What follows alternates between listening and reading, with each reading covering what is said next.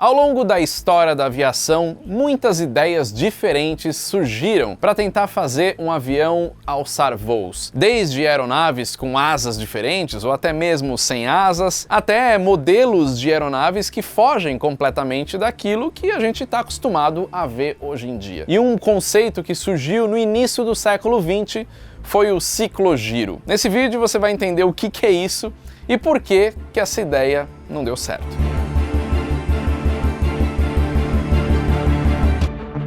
Fala pessoal do Aero, tudo bem? Acabou de chegar a nova leva dessa camiseta aqui do alfabeto fonético. Essa camiseta é a de maior sucesso na loja do Aero por Trás da Aviação, todo mundo gosta e é um jeito bacana também de quem ainda não conhece o alfabeto fonético aprender usando uma camiseta bem bacana aqui do Aero. Link da loja tá aqui na descrição desse vídeo ou escaneando esse QR Code você vai direto para lá. Tem essa camiseta, outras estampas muito legais e muitos produtos sempre com temas de aviação. Então, terminando esse vídeo, vai lá e dá uma olhada.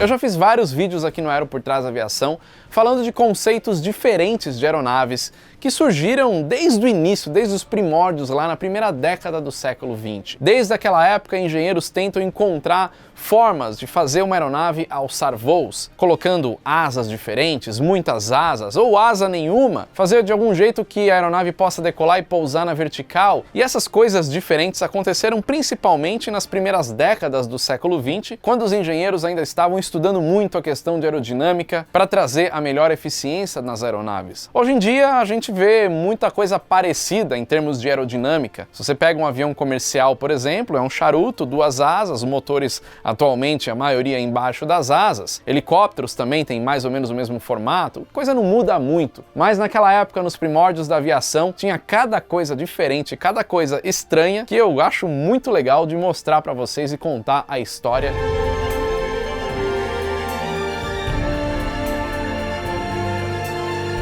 E um desses conceitos ganhou alguns nomes, como ciclo-rotor, rotor cicloidal, hélice cicloidal ou também ciclogiro. Você olhando esse negócio aí até parece uma roda d'água, é uma coisa bem estranha e não dá para entender muito como que isso poderia voar. Basicamente, o ciclogiro é uma forma de unir aquela superfície que gera sustentação, uma asa, junto com o sistema que gera propulsão. Parece até uma ideia de um helicóptero, onde o rotor principal gera sustentação e também faz o movimento horizontal, mas isso aí é diferente porque essas rodas substituem asas, dão a possível capacidade dessa aeronave dela decolar e pousar na vertical. Na teoria até parece um negócio funcional, mas na prática é o contrário disso. Essas asas podem estar conectadas num sistema que muda o ângulo de ataque e aí consegue também fazer o controle da aeronave. Dependendo do ângulo de cada asa, a aeronave pode se movimentar para um lado ou para o outro, se movimentar no seu próprio eixo vertical, mais ou menos como acontece com um helicóptero. Mas vale lembrar que os primeiros projetos dessa aeronave ciclogiro aconteceram bem antes do primeiro helicóptero levantar voo. Todo o movimento desses rotores acontecem com a mesma velocidade de rotação, a RPM, e aí o piloto tem a capacidade de controlar isso e fazer essa aeronave ser muito versátil. Mas a verdade é que como essa ideia foi tida lá no início da aviação, na primeira década do século XX, desenvolver um negócio desse jeito não era tão simples. A tecnologia era bem limitada. Os materiais para se construir uma aeronave eram limitados. Eles usavam muita madeira, bambu, até tecido costurado, enfim, eram materiais leves, mas frágeis. E também motores muito pesados, que geravam pouca potência. Vale lembrar que o ciclogiro tem uma configuração diferente de uma outra aeronave esquisita que eu já fiz vídeo aqui, que é o avião Flettner. Se você não sabe o que é o Flettner, eu vou deixar aqui em cima no card, também na descrição desse vídeo.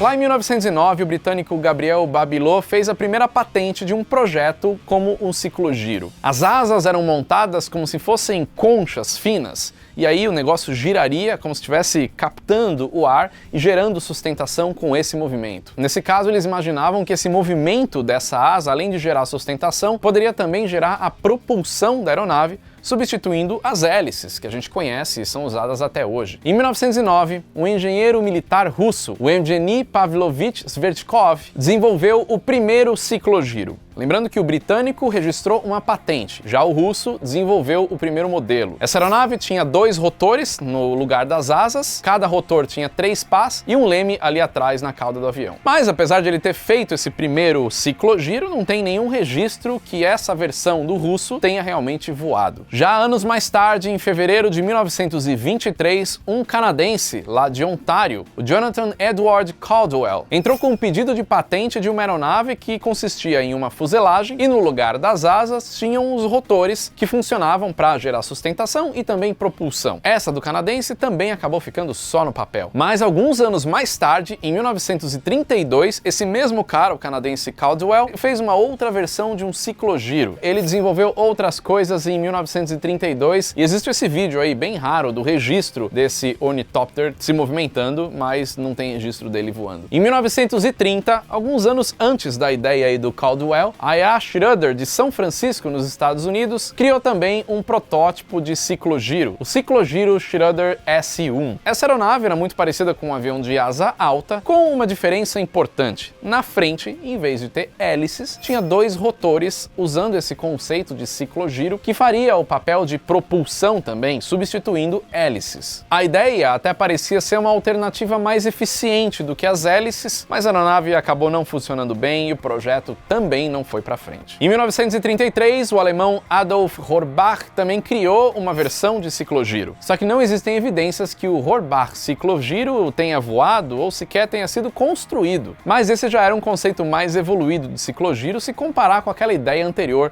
do Caldwell. No mesmo ano, em 1933 também, lá nos Estados Unidos, estava acontecendo o desenvolvimento de um outro conceito de ciclogiro por uma empresa chamada Run Aircraft Corporation. Essa era uma aeronave experimental que tinha 4,5 metros de comprimento e 1,8 metro de envergadura de cada lado, ou seja, cada asa tinha esse tamanho, que não eram, na verdade, asas, eram rotores com esse conceito. Os registros que existem mostram só que essa aeronave passou por testes em túnel de vento, mas não tem nada que diga que isso daí tenha voado de verdade. Já em 1934 surgiu o desenho de uma aeronave criada por um cara chamado Frederick Kirstein. Essa aeronave ficou conhecida como Cycloidal Flying Machine ou Kirstein Cycloidal Aircraft. Mas, assim como todos os outros que eu citei até agora, não existem registros nem de fabricação, muito menos de algum voo. Em 1935 veio outra ideia, o C1 Gyrodyne Cyclogyro. Essa aeronave usava o mesmo sistema de mudança de ângulo de ataque das asas que estavam nos rotores, assim como os projetos mais antigos. Essa configuração permitiria que a aeronave pudesse decolar, pousar verticalmente, fazer um pairado, até voar para trás, para um lado, para o outro, mais ou menos o que um helicóptero faz. Foram até realizados testes com um mocap, uma versão em escala em túneis de vento, na NACA, que é a antecessora da NASA lá nos Estados Unidos. O objetivo desses testes em túnel de vento era entender os efeitos aerodinâmicos nesse tipo de aeronave. E aí, com esses testes, eles descobriram que a teoria estava bem distante da realidade. A verdade é que a potência necessária para girar o rotor, para que ele pudesse de uma forma eficiente gerar sustentação, era muito maior do que o que se tinha naquela época. E tinha uma outra questão que na época ainda não era muito levada em consideração, mas quando vão acontecendo alguns acidentes com os pioneiros, o pessoal começa a pensar mais nisso, que é no caso de uma pane. No caso de um avião, quando para o motor, as asas estão lá, o avião vai planar e pousar em algum lugar. No caso de uma aeronave como essa ciclogiro, como é que faz? Porque os rotores estão girando, gerando sustentação, e quando tem uma parada, precisaria desenvolver algum sistema de embandeiramento de asa, ou seja, entrar numa posição que não gere arrasto para que o avião possa fazer um pouso forçado. Isso aumentaria muito a complexidade do sistema e também o peso, além do fato desses rotores terem uma asa com corda curta, ou seja, a asa é fina, e aí isso gera pouca sustentação num voo planado.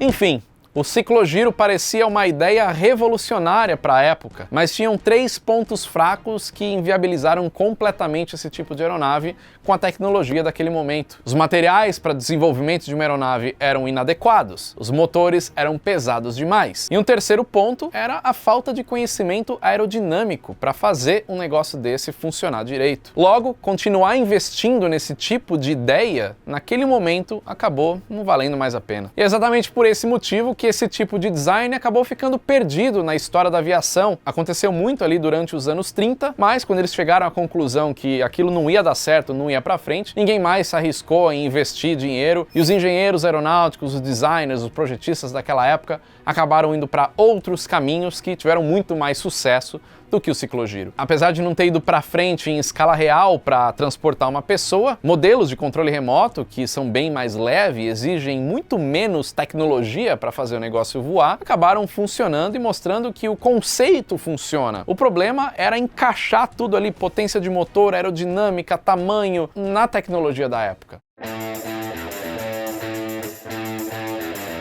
Pelo fato da tecnologia lá dos anos 30 não conseguir fazer o ciclogiro funcionar, mas a ideia ser possível, o negócio poderia voar, é que anos mais tarde, mais de meio século depois, nos anos 90, a ideia voltou. Um invento parecido com o conceito do ciclogiro surgiu, chamado de fan wing. O fan wing tem uma configuração de rotor de fluxo cruzado. Isso daí é basicamente forçar o deslocamento de ar em cima da asa, no extradorso da asa, e aí vai gerar uma baixa pressão e vai funcionar como uma asa em movimento. Então ele vai gerar sustentação com a pressão de baixo sendo maior. É isso que esse fly wing faz. Ele baixa a pressão de cima e aí a pressão de baixo fica maior e levanta a folha de papel.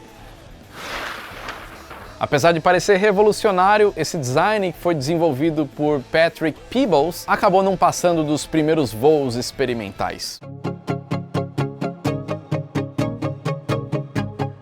Hoje em dia, com um conhecimento aerodinâmico bem avançado, com materiais muito eficientes, com materiais compósitos que são bem resistentes e bem leves, o uso de motorização mais leve, motores elétricos mais eficientes, traz a possibilidade da gente ver um negócio desse ciclogiro voar agora nos tempos atuais. Só que ainda tem um longo caminho para os engenheiros estudarem esse tipo de aeronave para tornar isso viável de fato. Mas eles já estão fazendo isso. Existem alguns conceitos que parece até mais um carro voador, um negócio bem futurista, que tem essa ideia de ciclogiro. Só que ainda existem alguns problemas que precisam ser resolvidos. Nesses novos protótipos de ciclogiro, eles identificam, por exemplo, que o movimento das pás do rotor acaba gerando uma deformação nessas pás, por conta da forma que ela gira, e uma deformação tanto por torção quanto por tração. Isso pode levar a uma ruptura estrutural, em último caso, mas pode causar uma fadiga de material e deixar a manutenção desse tipo de aeronave mais cara. Os últimos conceitos de ciclogiro vieram aí a público há pouco tempo. Em 2020, por exemplo, surgiu uma aeronave desse tipo. A empresa austríaca Cyclotech desenvolveu e testou vários protótipos até chegar no modelo final de ciclogiro, que parece mais um carro voador do futuro. E a empresa oferece várias aplicações de operação para esse tipo de aeronave, desde voo de patrulha policial até voos de drones para transportar pessoas. Dá para ser um táxi aéreo que carrega 4 pessoas. Essa aeronave seria movida por 4 motores elétricos, e em cada motor elétrico, que está um de cada lado, na posição de rodas de carro, estaria conectado um rotor com essa ideia de voo de ciclogiro. Cada motor desse seria capaz de produzir uma potência equivalente a mais de 2.200 cavalos. Isso daí seria o suficiente para transportar essa aeronave a uma velocidade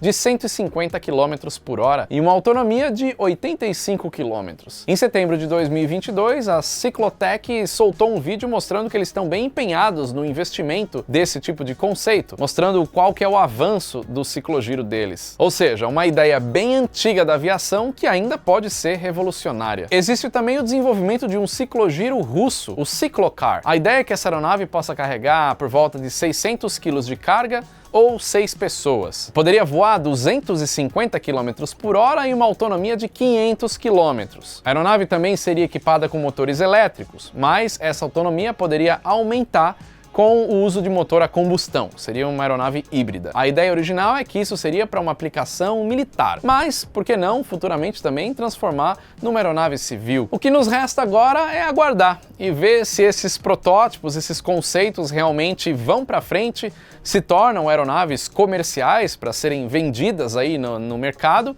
e ver se realmente o ciclogiro, uma ideia lá do início da aviação, revolucione a aviação de alguma forma nos dias de hoje.